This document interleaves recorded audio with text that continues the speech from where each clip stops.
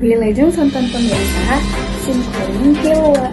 Sareng simkuring Rizky bade ieu hayang ngawartosan kajadian kacopetan dina Golden City.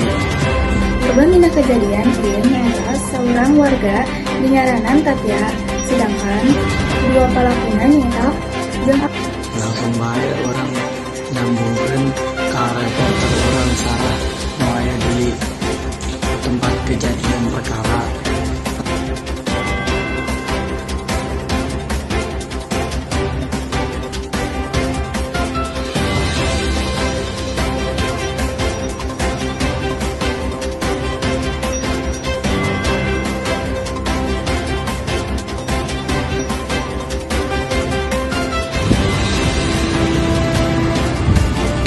Ayeuna simkuring parantos aya sareng korban.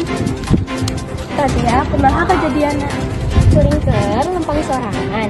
Dumadakan aya motor ngahadap ka depan, tuluy langsung lantas. Abdi kaget, bajeng jerit untung warga gancang ngeunangan. Pamirsa, ieu pernyataan di warga anu nyaksian eta kejadian. Eta kumaha kejadianna? Kadangna kadang agarangna tuluy barengan ada anakku. Nah, kalau katanya dulu bisa pada telepon.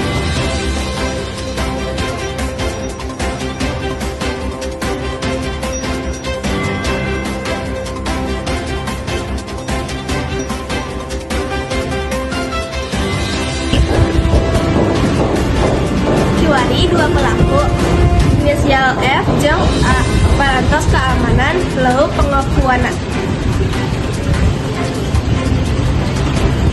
Ogi kajantenan dari Kalepat pisan.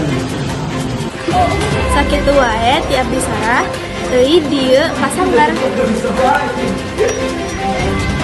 hatur nuhun Sarah. Pemirsa, mugia ieu janten pangaling-aling pikeun lakon waspada.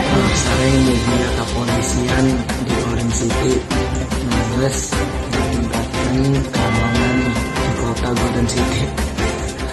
Simkuring Hilwa sareng simkuring Rizky hatur nuhun parantos miringan tepang deui dina warta salajengna.